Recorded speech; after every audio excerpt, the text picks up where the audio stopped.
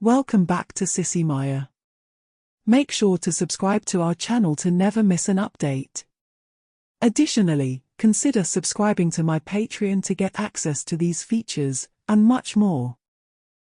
Lisa runs a cozy beauty salon called Tres Chic, not far from where I live. I've been a regular client for over 2 years, with Lisa styling my hair in various ways. For a couple of months, she had been suggesting that I try a permanent wave, and I finally agreed.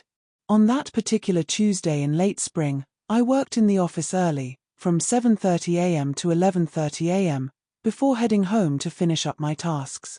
But first, I changed into my outfit and did my makeup in preparation for my hair appointment. After lunch, I showered, applied lavender body talc, and shaved my face. I dressed in a black panty, a new longline bra, a firm control high-waisted girdle, dark beige pantyhose, a white slip, and a light blue blouse. I wore a grey jumper that came to just below my knees, paired with plain blue pumps. I added a slim silver-colored wristwatch and small silver loop clip-on earrings, keeping my makeup simple with foundation, blush, light red lipstick, mascara, and a hint of grey eyeshadow. I finished by applying 2 coats of clear nail polish and spritzing on some light, feminine cologne. To complete my look, I wrapped my hair in a light blue turban with a decorative pin on the left side. My appointment was scheduled for 4:30 p.m. Tuesdays are usually quiet at Tres Chic, as Lisa's 2 employees take the day off. It's typically in the late afternoon or on Thursday evenings that I come for my shampoo and set. I arrived at Lisa's exactly at 4:30, but as I walked in, I noticed she had another client in her chair. Lisa greeted me with a cheerful smile. "Hi, Grace. Why don't you hang up your coat and get into a robe? I'm just finishing up with Mrs. Parker." I recognized Mrs. Parker as someone I'd seen entering a taxi a few times, but we'd never spoken. Not wanting to interrupt, I nodded, hung up my coat, and headed to the small changing room near the front. I removed my turban and earrings and put them in my purse. After transferring my jumper and blouse to hangers, I grabbed a purple robe from the rack, buttoned it up, and felt a sense of femininity as I walked to Lisa's station in my smock. As I looked at my reflection, I realized I was no different than any other woman preparing to get her hair done. It felt good to be treated the same. When Mrs. Parker left, Lisa came over. Noticing my relief, she said, "Don't worry about her, honey. She's very nearsighted and wouldn't have noticed you." Lisa then asked me some follow-up questions about the perm and style we had discussed during my last visit. She guided me to the shampoo sink, wrapped a towel around my neck, and covered everything with a black plastic shampoo cape. After adjusting the water to the perfect temperature, she carefully wet my hair and applied shampoo, massaging it into a rich lather. Once my hair was clean, Lisa rinsed it thoroughly, towel-dried it, and covered it with a dry towel before sending me back to her station.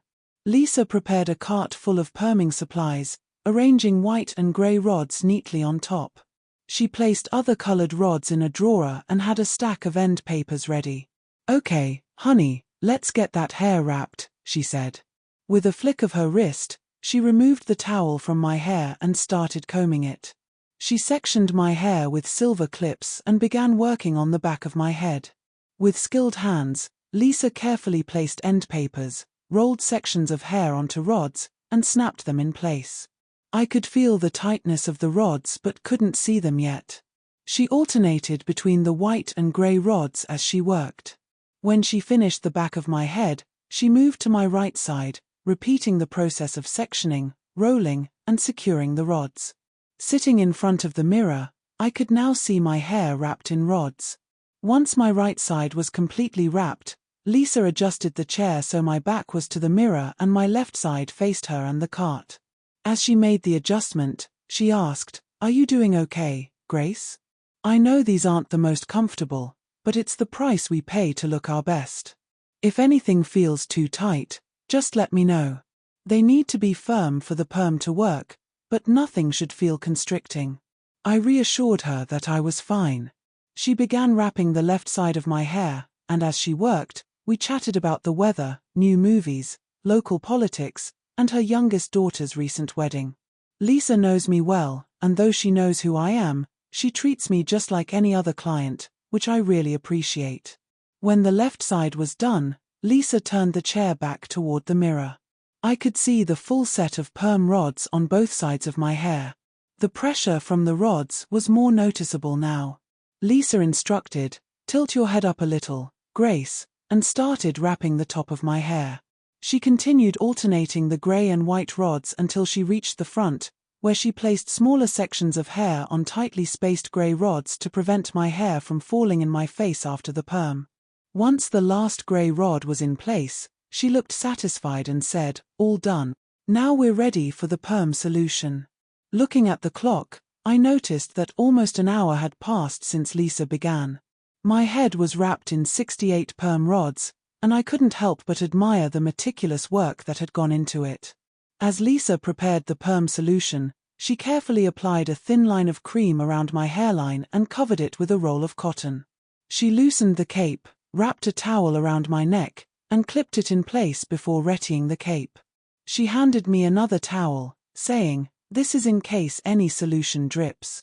She mixed the solution and shook it vigorously before applying it, starting from the front and working her way back. The strong smell of the solution almost made my eyes water, but Lisa didn't stop until every rod was saturated. A few drops ran down the left side of my face, but I quickly caught them with the towel. Once the solution was applied, Lisa removed the cotton roll, tied a clean one around my head, and covered the rods with a clear plastic cap. She set a timer. "Would you like some coffee, honey?" she asked. After I nodded, she added, "I know, you like 1 sugar and enough milk to make it brown. Want a magazine while you wait?" I nodded again, and she handed me a copy of Ladies' Home Journal, Good Housekeeping, and a back issue of Vogue. I reached for my purse, took out my reading glasses, and Lisa helped me put them on without disturbing my hair. She left me to enjoy a few moments of quiet, sipping my coffee and occasionally glancing at the magazines, while my hair processed under the plastic cap. After about 15 minutes, the timer buzzed. Lisa checked a few rods and said, "You need another 5 minutes, honey." She reset the timer and disappeared into the back of the shop. When the timer buzzed again, Lisa didn't appear right away, and I felt a moment of panic. Just as I started to worry, she returned, lifted the plastic cap, and checked the rods. "All set, honey. Let's rinse and neutralize. Please come back to the sink." I carefully removed my glasses, placed them in my purse, and followed Lisa to the shampoo sink. As I sat down, I smoothed out my smock, and Lisa removed the cap and cotton roll, tossing them in the trash. She detached the towel from my neck and leaned me back into the sink. The rods at the back of my head pressed against the sink, and the feeling was uncomfortable. I must have grimaced, as Lisa gently said, "I know it's awkward, honey, but the sooner we rinse and neutralize, the sooner you'll be rid of these." For the next few minutes, Lisa rinsed my hair with what felt like gallons of warm water, washing over the tightly wound perm rods. After a while, she sat me up and covered my hair with a thick towel, quickly using it to absorb the moisture. She discarded that towel, grabbed a fresh one, and wrapped it around my head, pressing firmly over each perm rod to remove any remaining moisture. The sensation was a mix of pleasant pressure and discomfort as the rods pressed against my scalp. Once she was satisfied with the moisture removal, Lisa wrapped fresh cotton around my head and placed a clean towel around my neck. She reclined me again into the sink, this time soaking the rods with neutralizer. The neutralizer had a sweet scent, but the cold liquid sent a slight shiver down my spine. Lisa noticed and apologized, "Sorry about the cool temperature, honey. Perming can be a bit uncomfortable, but it's the only way to do it." I nodded in understanding. "It's just a strange experience," I said, and she smiled, replying, "Even women who've had perms their whole lives feel the same." "You're doing great, honey. We're almost done." After the rods were well dampened, she sat me up again, changed the cotton and towel, and set a timer. "About 7 minutes, honey. Then those rods are coming off." "Want a magazine while you wait?" she asked. "Yes, please," I replied. She walked back to her station, grabbed a copy of Vogue, and brought it to me with my glasses. "How's everything going, Grace?" she asked. I assured her that I was doing fine. When the timer buzzed, Lisa stood by me.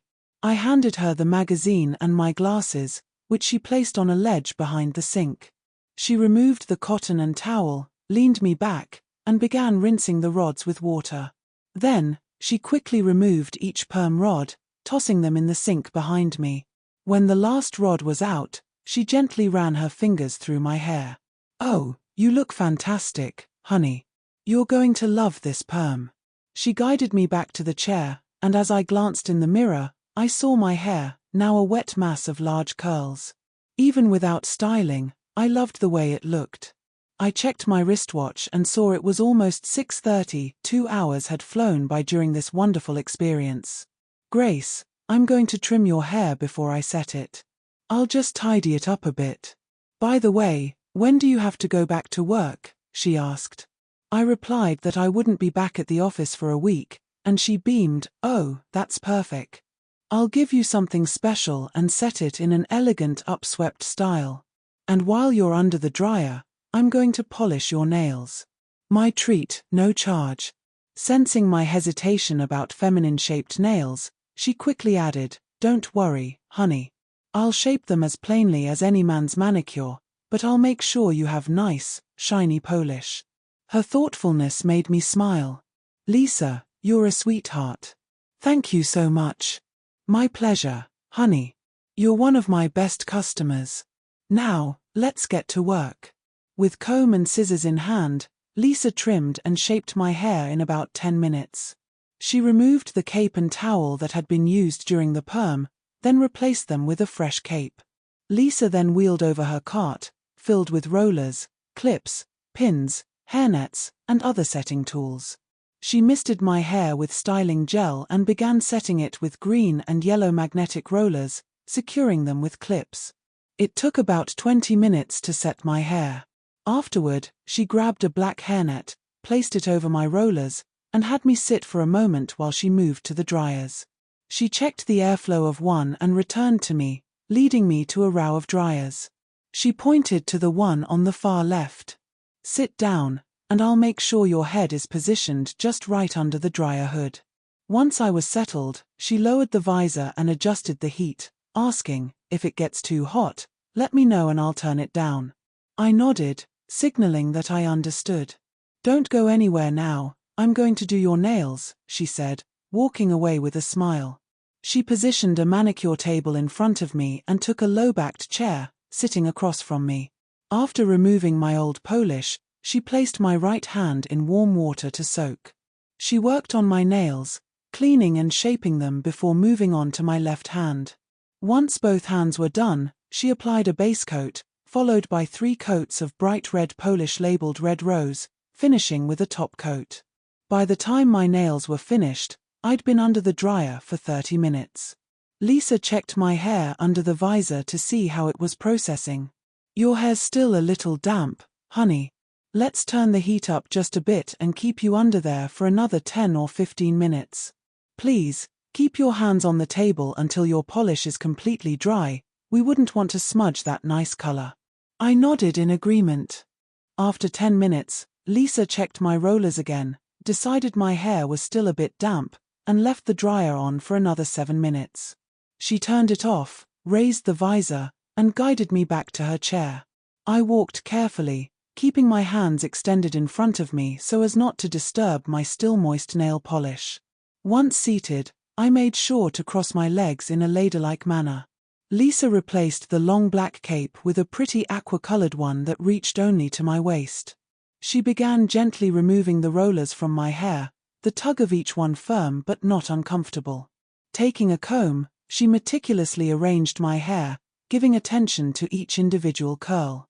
I was captivated as I watched her work, turning, shaping, and placing every lock.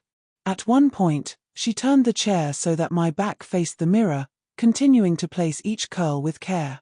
Once she was satisfied with the arrangement, she grabbed a can of hairspray. Covering my eyes with her hand, she applied a generous amount of spray, starting from the front and moving to the back, then the right side, and finishing with the left.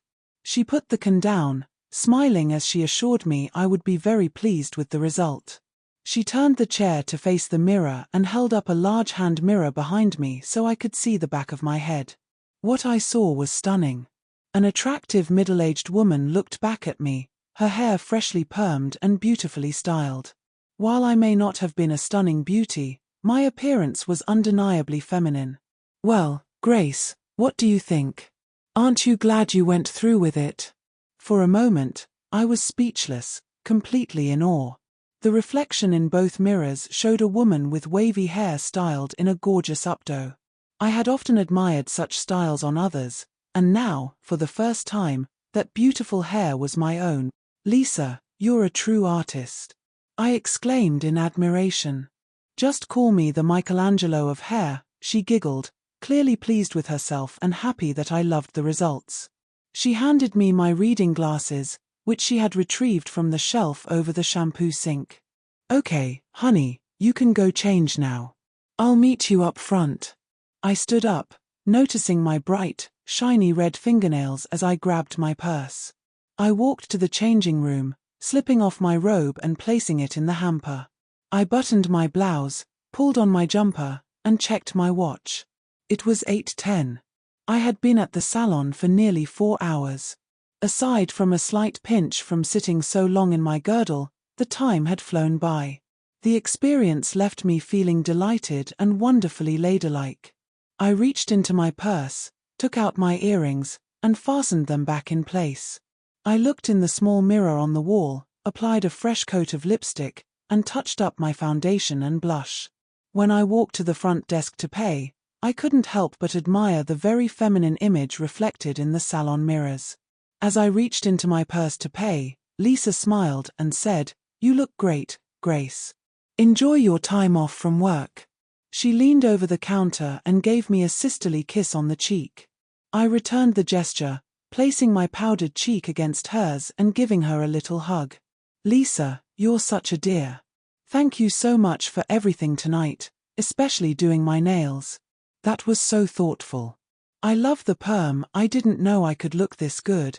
I handed her several bills and told her to keep the change. I also scheduled my next shampoo and set for 2 weeks. Leaving Lisa's salon, I felt delicate and elegant after my perm, new hairstyle, and manicure. The sound of my heels clicking on the concrete as I walked to my car was the perfect ending to my wonderful experience at Tres Chic.